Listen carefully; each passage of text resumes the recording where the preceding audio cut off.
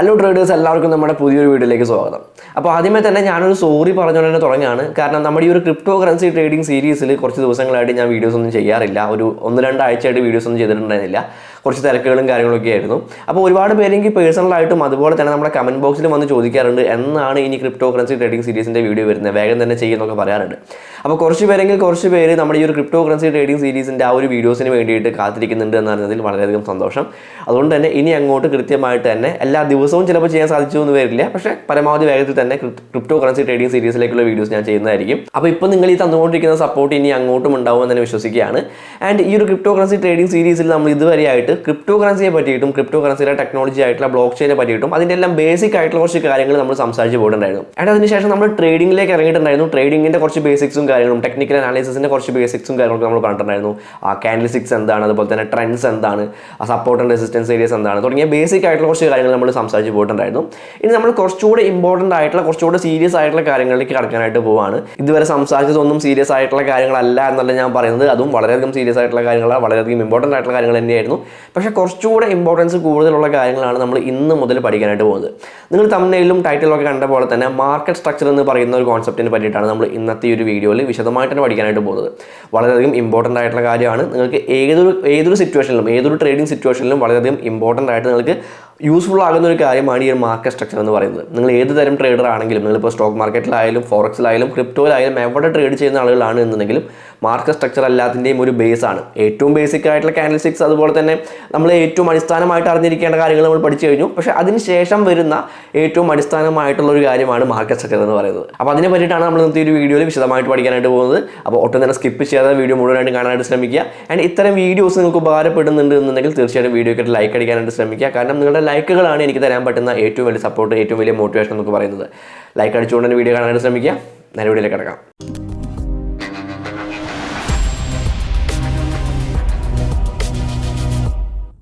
Okay guys, അപ്പോൾ market structure എന്ന് പറഞ്ഞു കഴിഞ്ഞിട്ടുണ്ടെങ്കിൽ നമ്മൾ മുൻപ് ഒരു വീഡിയോയിൽ, നമ്മൾ ട്രെൻഡ്സിൻ്റെ വീഡിയോയിൽ നമ്മൾ ചെറുതായിട്ടൊന്ന് കവർ ചെയ്ത് പോയിട്ടുണ്ടായിരുന്നു. മാർക്കറ്റ് സ്ട്രക്ചറിനെ പറ്റിയിട്ട് ഒരു അപ്പ് ട്രെൻഡ് സ്ട്രക്ചറും അതുപോലെ തന്നെ ഡൗൺ ട്രെൻഡ് സ്ട്രക്ചറൊക്കെ നമ്മൾ കവർ ചെയ്ത് പോയിട്ടുണ്ടായിരുന്നു.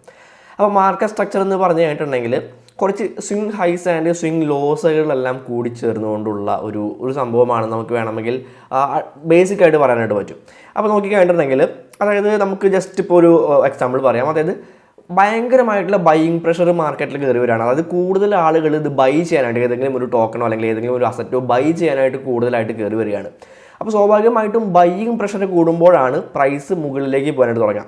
ഓക്കെ, അപ്പോൾ ഒരുപാട് ബയ്യേഴ്സ് കയറി വരുമ്പോൾ, വളരെ വലിയ രീതിയിലുള്ള ബൈയിങ് പ്രഷർ വരുമ്പോൾ പ്രൈസ് പതുക്കെ മുകളിലേക്ക് കയറാനായിട്ട് തുടങ്ങും. ആൻഡ് അങ്ങനെ ഒരു പർട്ടിക്കുലർ പോയിന്റ് എത്തിക്കഴിഞ്ഞിട്ടുണ്ടെങ്കിൽ, അല്ലെങ്കിൽ പർട്ടിക്കുലർ പ്രൈസ് എത്തിക്കഴിഞ്ഞിട്ടുണ്ടെങ്കിൽ ഏറ്റവും താഴെ നിന്നതാ ഇവിടെ നിന്ന് ബൈ ചെയ്തിട്ടുള്ള ആളുകളെല്ലാം തന്നെ ഇവിടെ എത്തുമ്പോൾ കുറച്ച് പ്രോഫിറ്റ് ബുക്ക് ചെയ്യാൻ തുടങ്ങും. ഓക്കെ, അതായത് ഇവിടെ നിന്ന് ബൈ ചെയ്തിട്ടുള്ള ആളുകൾ പ്രൈസ് മുകളിലേക്ക് പോയി ഇവിടെ എത്തുമ്പോൾ അവർ സ്വാഭാവികമായിട്ടും പ്രോഫിറ്റിലാണ്. അപ്പോൾ അങ്ങനെ വരുമ്പോൾ അവർ കുറച്ച് പ്രോഫിറ്റ് ബുക്ക് ചെയ്യാനായിട്ട് തുടങ്ങും. അപ്പോൾ അവിടെ ചെറിയ രീതിയിലുള്ള സെല്ലിംഗ് പ്രഷർ ഉണ്ടാവാനായിട്ട് തുടങ്ങും. ഓക്കെ, അപ്പോൾ ബൈയിങ് പ്രഷർ ഉണ്ടാകുമ്പോൾ പ്രൈസ് മുകളിലേക്ക് പോകും. ആൻഡ് അവിടെ ആളുകൾ പ്രോഫിറ്റ് ബുക്ക് ചെയ്യാൻ തുടങ്ങുമ്പോൾ ഒരു സെല്ലിംഗ് പ്രഷർ ഉണ്ടാവും. അങ്ങനെ സെല്ലിംഗ് പ്രഷർ ഉണ്ടാകുമ്പോൾ പ്രൈസ് പതുക്കെ താഴേക്കാനായിട്ട് തുടങ്ങും. എന്നാൽ വളരെ ശക്തമായിട്ട് താഴേക്ക് പോകില്ല, അതിന് മാത്രമുള്ള സെല്ലിംഗ് പ്രഷർ ഉണ്ടാവില്ല. ബയ്യേഴ്സ് തന്നെയാണ് അവിടെ ഏറ്റവും കൂടുതലായിട്ട് നിൽക്കുന്നത്. പക്ഷേ എന്നിരുന്നാൽ പോലും കുറച്ച് ബയ്യേഴ്സ് അവൻ്റെ പ്രോഫിറ്റ് ബുക്ക് ചെയ്യാനായിട്ട് തുടങ്ങുമ്പോൾ, അത് സെല്ല് ചെയ്യാനായിട്ട് തുടങ്ങുമ്പോൾ ചെറിയ രീതിയിൽ പ്രൈസ് ഒന്ന് താഴേക്ക് വരാനായിട്ട് തുടങ്ങും.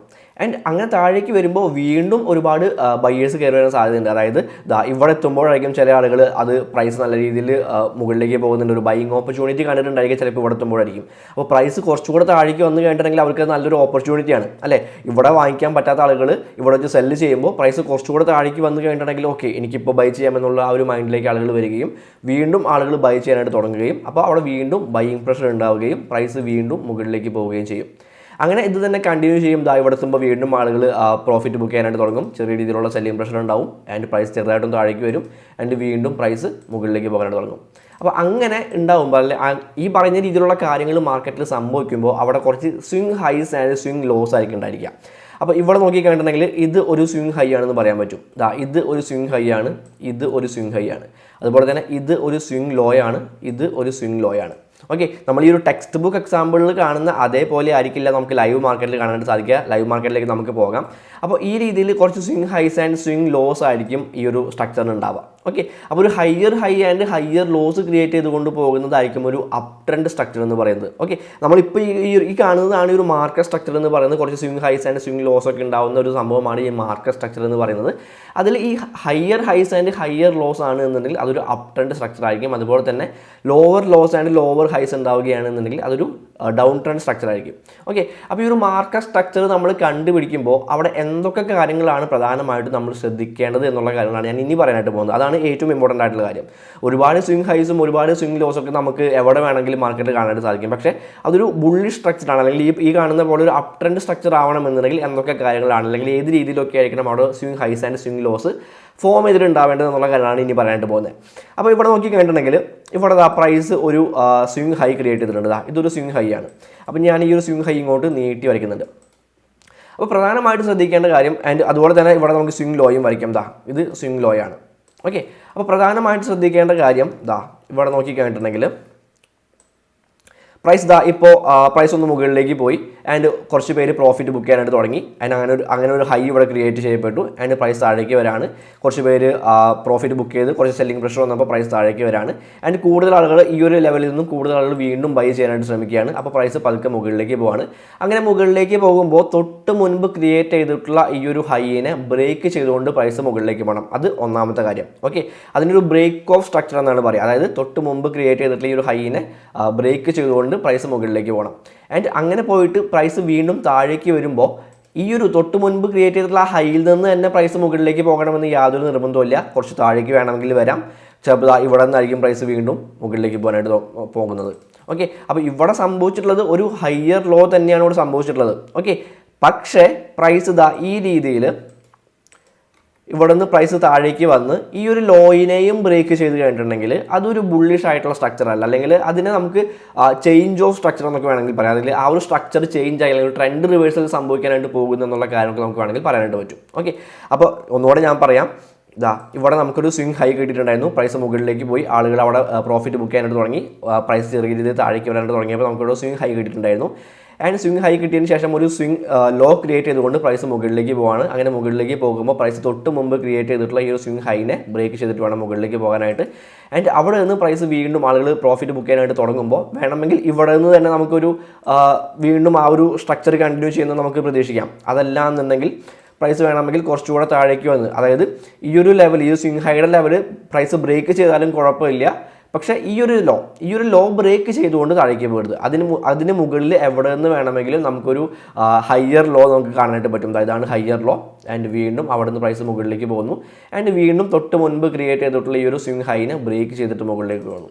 അപ്പോൾ പ്രധാനമായിട്ട് നമ്മൾ ഈ ഒരു ലോയിനേക്കാൾ നമ്മൾ ഇമ്പോർട്ടൻസ് കൊടുക്കേണ്ടത് ഈ ഒരു ഹൈനെ ബ്രേക്ക് ചെയ്യുന്നുണ്ട്. അതായത് തൊട്ട് മുൻപ് ക്രിയേറ്റ് ചെയ്തിട്ടുള്ള ഈ ഒരു ഹൈനെ ബ്രേക്ക് ചെയ്തുകൊണ്ടാണ് പ്രൈസ് മുകളിലേക്ക് പോകുന്നത് എന്നുള്ള കാര്യങ്ങളാണ് നമ്മൾ ശ്രദ്ധിക്കേണ്ടത്. അതായത് തൊട്ട് മുൻപ് പ്രീവിയസ് ഹൈ എപ്പോഴും ബ്രേക്ക് ചെയ്തിട്ടുണ്ടായിരിക്കണം. ഓരോ പുതിയ വേവ് വരുമ്പോഴും അല്ലെങ്കിൽ പുതിയ ബുള്ളിഷ് ആയിട്ടുള്ള മൂവ്മെൻറ്റ് വരുമ്പോഴും തൊട്ട് മുൻപ് ക്രിയേറ്റ് ചെയ്തിട്ടുള്ള ആ ഒരു ഹൈ പ്രൈസിനെ, അല്ല ആ ഒരു ഹൈനെ, സ്വിംഗ് ഹൈനെ പ്രൈസ് ബ്രേക്ക് ചെയ്താണ് മുകളിലോട്ട് പോകാനായിട്ട്.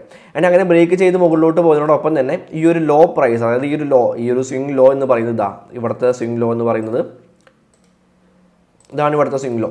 അങ്ങനെ ബ്രേക്ക് ചെയ്ത് പോകുന്നതോടൊപ്പം തന്നെ ഈ ഒരു സ്വിംഗ് ലോനെ പ്രൈസ് ബ്രേക്ക് ചെയ്യാനായിട്ട് പാടില്ല. ആ സ്വിംഗ് ലോനെ പ്രൈസ് ബ്രേക്ക് ചെയ്ത് താഴേക്ക് പോയി കഴിഞ്ഞിട്ടുണ്ടെങ്കിൽ അവിടെ ഒരു ട്രെൻഡ് റിവേഴ്സലിനുള്ള സാധ്യതകളായിരിക്കും അവിടെ കൂടുതലായിട്ടുണ്ടായിരിക്കുക. അപ്പോൾ അതാണ് ഒരു സ്ട്രക്ചർ, ഒരു ബുള്ളി സ്ട്രക്ചർ ആയാലും ബെയറിഷ് സ്ട്രക്ചർ ആയാലും. ഇപ്പോൾ ബുള്ളി സ്ട്രക്ചറിൻ്റെ എക്സാമ്പിളാണ് ഞാൻ പറഞ്ഞിട്ടുള്ളത്. ബെയറിഷ് സ്ട്രക്ചർ ആണെങ്കിൽ ഇതിൻ്റെ നേരെ ഓപ്പോസിറ്റ് ആയിരിക്കും വരിക.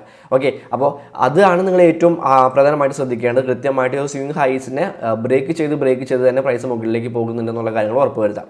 ഇനി നമുക്ക് ലൈവായിട്ടുള്ള ചാർട്ടിൽ നമുക്ക് ബുള്ളിഷ് ആൻഡ് ബെയറിഷ് സ്ട്രക്ചേഴ്സ് നമുക്ക് നോക്കാം. ഓക്കെ, അപ്പോൾ ഇവിടെ നോക്കി കഴിഞ്ഞിട്ടുണ്ടെങ്കിൽ നിങ്ങൾക്ക് ഇവിടെ കാണാനായിട്ട് പറ്റുന്നുണ്ട്. കൃത്യമായിട്ടൊരു ഡൗൺ ട്രെൻഡ് ആണെന്ന് നമുക്ക് മനസ്സിലാക്കാനായിട്ട് പറ്റും. ആൻഡ് നമുക്ക് ഇവിടുത്തെ swing highs and swing lows ഞാനിവിടെ മാർക്ക് ചെയ്യുന്നുണ്ട്. ഓക്കെ, അപ്പോൾ ഇത് ഒരു ഹൈ ആയിട്ട് നമുക്ക് എടുക്കാനായിട്ട് പറ്റും. അതുപോലെ തന്നെ ഇത് ഒരു ഹൈ ആയിട്ട് എടുക്കാനായിട്ട് പറ്റും. ഇത് ഒരു ഹൈ ആയിട്ട് എടുക്കാനായിട്ട് പറ്റും. ഇതൊരു ഹൈ ആണ്, ഇതൊരു ഹൈ ആണ്. ഓക്കെ, അതുപോലെ തന്നെ ഒരു ലോ നോക്കി കഴിഞ്ഞിട്ടുണ്ടെങ്കിൽ ഇത് ഒരു ലോയാണ്, ഇത് ഒരു ലോയാണ്, ഇത് ഒരു ലോയാണ്, ഇതൊരു ലോ ആണ്. അപ്പോൾ കൃത്യമായിട്ട് lower lows and lower highs create ചെയ്തുകൊണ്ടാണ് പ്രൈസ് പോയിക്കൊണ്ടിരിക്കുന്നത്. അപ്പോൾ നമ്മൾ ഇവിടെ ഒരു ബുള്ളി സ്ട്രക്ചറാണ് പറഞ്ഞത്. അതായത് സ്വിംഗ് ഹൈസിനെ എപ്പോഴും ബ്രേക്ക് ചെയ്ത് പോകണമെന്ന് പറഞ്ഞു.